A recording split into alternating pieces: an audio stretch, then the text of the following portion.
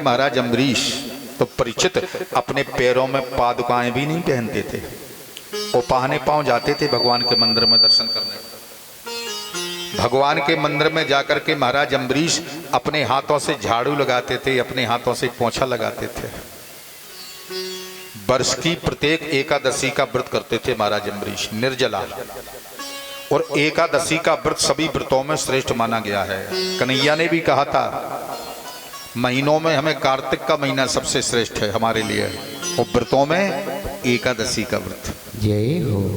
एकादशी के व्रत के आगे कोई व्रत नहीं लगता।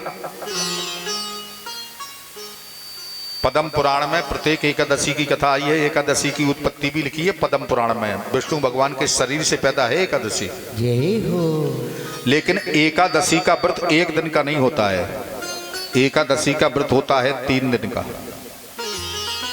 ऐसा बताया हमारे संतों ने एकादशी के व्रत के लिए।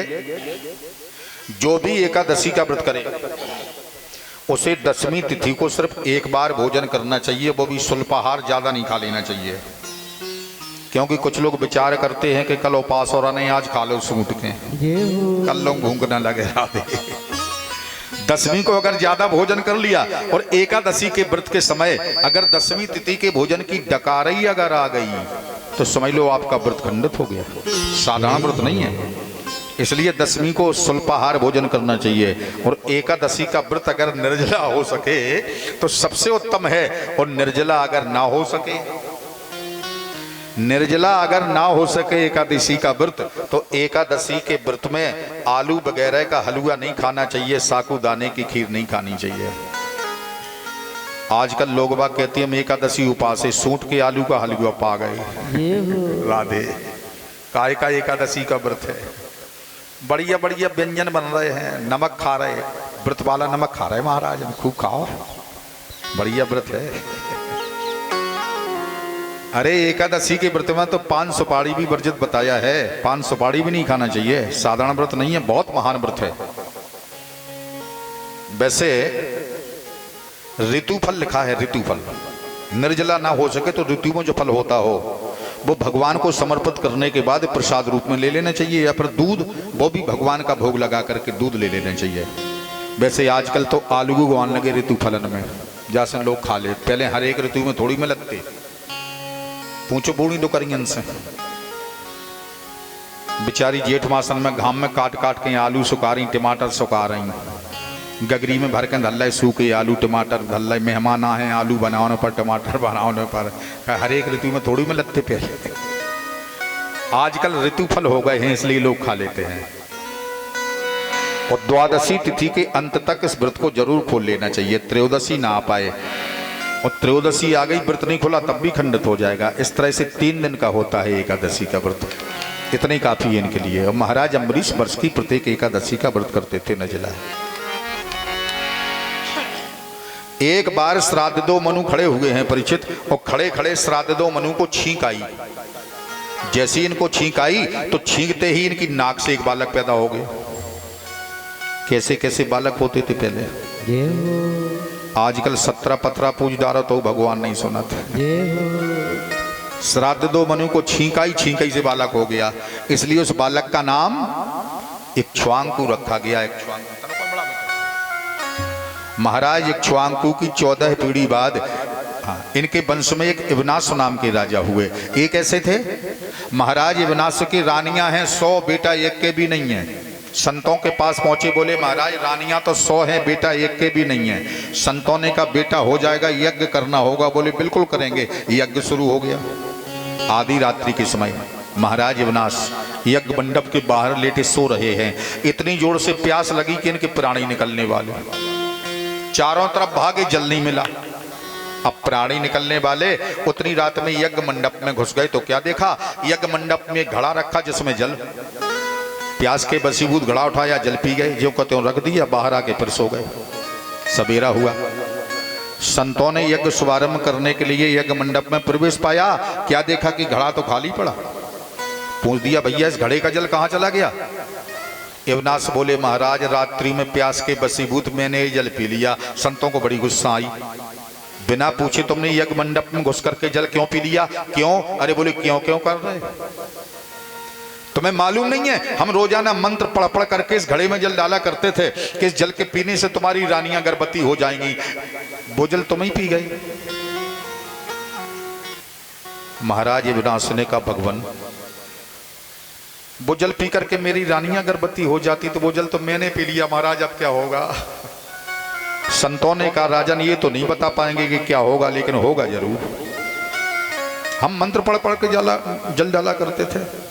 तो यज्ञ का जल पीने के कारण महाराज विनाश को गर्भ धारण करना पड़े। परीक्षित एक गर्भवान हो गए।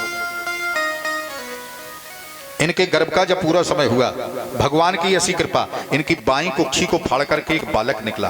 परमात्मा की ऐसी कृपा, महाराज विनाश भी जिंदा रहे, वो बालक भी जिंदा रहा। उस बालक का नाम मानधाता रखा गया। मानधाता, इन्हीं मानधाता के पुत्र हुए मुचकुंद। आगे कथा आएगी, जो गुफा में सो रहे थे जिन्होंने कालीबन को भस्म किया। ये मानधाता के पुत्र मुचकुंद, मुचकुंद के हुए त्रिशदस्यु। और त्रिशदस्यु की 5वीं पीढ़ी में हुए महाराज सत्यव्रत, जिन्हें त्रिशंकु भी कहा जाता है, जो आज भी उल्टे लटके हैं आकाश में। त्रिशंकु के बाद हुए महाराज हरिश्चंद्र। हरिश्चंद्र के बाद रोहित। रोहित की 7वीं पीढ़ी में हुए हैं महाराज सगर। महाराज सगर के 60,000 पुत्र थे। अश्वमेध यज्ञ किया, घोड़ा छोड़ दिया, लेकिन इंद्र ने घोड़ा छल से पकड़कर कपिल आश्रम में बांध दिया।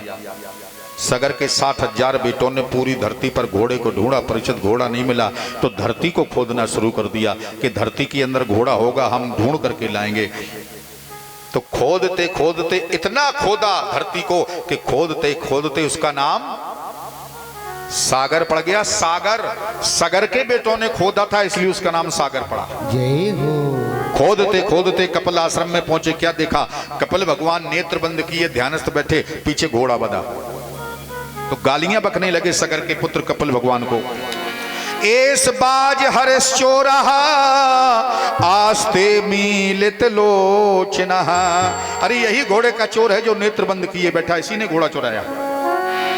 जब गालियां बकने लगे तो कपिल भगवान की कोप अग्नि के द्वारा उसी आश्रम में सगर के 60,000 पुत्र जल करके भस्मीभूत हो गए। परीक्षित, इनके बाद इनके वंश में हुए असमंजस। तो असमंजस विचारे सारे जीवन असमंजस में पड़े रहे। का करें का ना करें, ये कछु नहीं कर पाए, नाम ही असमंजस। असमंजस के बाद हुए अंशुमान। अंशुमान ने अपने पुरखों का उद्धार करवाने के लिए, गंगा को धराधाम पर लाने के लिए सारे जीवन तप किया। तपस्या करते करते काल कबलित हुए, लेकिन गंगा को नहीं ला पाए। अंशुमान के बाद हुए दिलीप। दिलीप ने भी गंगा को लाने का प्रयत्न किया, काल कबलित हुए, ये भी गंगा को नहीं ला पाए। दिलीप के बाद हुए भागीरथ। महाराज भागीरथ गंगा मैया को लेकर के आए, इसलिए गंगा मैया का एक नाम है भागीरथी। बोल भागीरथी मैया की जय। कपिल आश्रम में भागीरथी की धारा को ले जाकर के, जैसी गंगा की धारा का स्पर्श हुआ उनकी देह की भस्म से, जो सगर के पुरखे पड़े हुए थे, केवल देह भस्म भी गंगा जल का स्पर्श पाते ही 60,000 पुरखों को दिव्य सदगति प्राप्त हो गई। ये महिमा है गंगा मैया की। बोल गंगा मैया की जय। महाराज भगीरथ की 14 पीढ़ी बाद खडबांग दीर्घबाहुश्च रघुस्तस्मात् पितुस्रवः। इनकी 14 पीढ़ी बाद हुए महाराज खडबांग, जिन्होंने 2 ही मुहूर्त में मुक्ति पाई थी। खडबांग के बाद दीर्घबाहु, दीर्घबाहु के बाद महाराज रघु। बड़े प्रतापी योद्धा थे महाराज रघु, जिनके नाम ही से ये वंश चल गया रघुवंश। वैसे है तो सूरज वंश, लेकिन इनकी वीरता के कारण के नाम से ये वंश चला रघुवंश। महाराज रघु के बाद अजस्ततो महाराज तस्मात् दशरथो भवत। महाराज रघु के बाद अज, तस्मात बोले दशरथो भवत, अज के बाद हुए महाराज दशरथ। और इन्हीं दशरथ के घर तस्यापि भगवानेश साक्षात ब्रह्ममयो हरि, साक्षात ब्रह्म बालक बन करके आया, जिनमें से राम लक्ष्मण भरत शत्रुघ्न इति संज्ञा 4 पुत्र हुए महाराज दशरथ के। कैसे हुए, 5 मिनट में सुन लो अति संक्षेप से। बाबा